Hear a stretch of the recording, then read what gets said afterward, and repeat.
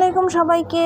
আমরা যেহেতু 2 দিনের সফরে হাজব্যান্ডের ফ্রেন্ডের বাসায় গিয়েছিলাম, আর সেখানে গিয়ে আমরা বিভিন্ন জায়গায় ঘুরেছিলাম। ওনাদের বাসাটা মূলত ছিল সায়দাবাদ এলাকায়, চৌমাথার ওইদিকে সম্ভবত, আমি সঠিক এখনও বলতে পারবো না। তো ভাবিরা বলল যে একটা মাঠ আছে ওনাদের বাসার পাশেই, ধূপখোলা মাঠ নামে পরিচিত। তো আমরা সেখানে চলে গিয়েছিলাম সন্ধ্যার পরে। সেখানে বাচ্চাদের জন্য অনেক রাইড ছিল, আর সাথে ছিল বিভিন্ন খাবারের আয়োজন, আর প্রচুর লোকজন ছিল, আর প্রচুর গরমও ছিল। তো আমরা কি করব, সব বাচ্চাদেরকে নিয়ে চলে গেলাম বাসায়। যে কয়টা বাচ্চা ছিল সবাই একসাথে বের হয়ে গেলাম। তো এইভাবে ওরা প্রথমে একটা রাইডে উঠলো, এরপরে ওরা চলে আসলো এই রাইডটায় উঠবে করে।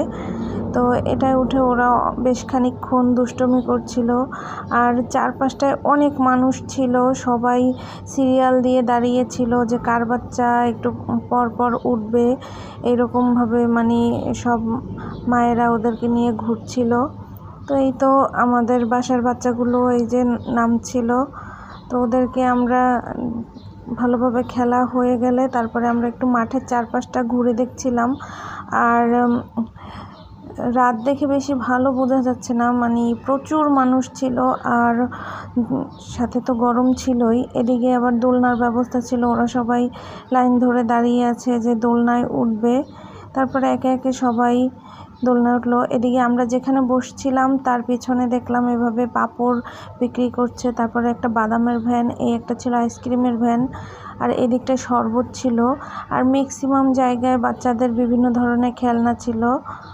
তা আমি সব কিছু ঘুরে ঘুরে দেখে নিচ্ছিলাম, আর আমরা এদিকে খাবারের অর্ডারও করে দিচ্ছিলাম। এদিকে হচ্ছে বেলুন ছিল, আর এই একটা ভ্যান পুরো ভরা ছিল আচার, আর এই পাশটায় দেখলাম মাঠা, এদিকটাও আবার বাচ্চাদের খেলনা বিভিন্ন ধরনের।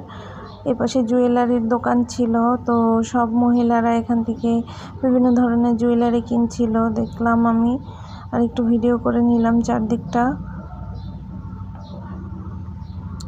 এরপরে চলে আসলাম একটু পেছনের দিকে, এখানে দেখলাম বিভিন্ন কালারফুল খেলনা রয়েছে, মানে এর মধ্যে বিভিন্ন ধরনের লাইটিং সিস্টেম ছিল। তো লোকটা জ্বালিয়ে জ্বালিয়ে দেখাচ্ছিল। আর এই যে মাটির বিভিন্ন ধরনের ফল পাওয়া যাচ্ছিল এখানে। তো আমি এই ছোটো ফলগুলোর দাম জিজ্ঞেস করলাম, বলল 10 টাকা করে পিচ। একবার চাচ্ছিলাম যে নিব, তারপরে আবার নিলাম না, যে জার্নিতে ব্যাগ ট্যাগ তেমন নেওয়া হয়নি, যদি ভেঙে যায়।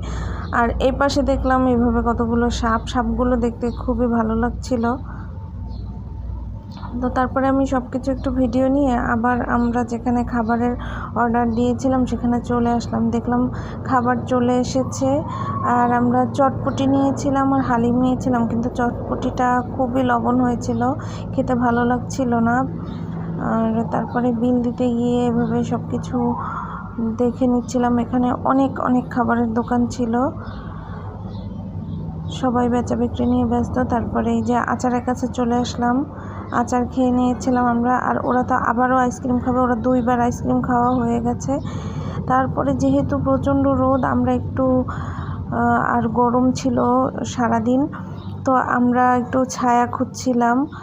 তো তারপরে আমরা এখানে আসলাম, একটা পাশে দেখলাম এভাবে স্কেটিং একটা গ্রাউন্ড আছে, আর এখানে বাচ্চারা মানে প্রচুর পরিমাণে পরিশ্রম করছিল, ওরা স্কেটিং করছিল, আর ওদের স্কেটিংগুলো দেখতেও খুব ভালো লাগছিল। তারপরে আমরা এখানে অনেকক্ষণ বসেছিলাম, আর এই জায়গাটা যেমন ঠান্ডা ছিল, আর সব মানুষজন ওদের খেলা দেখছিল, বাতাস ছিল প্রচুর।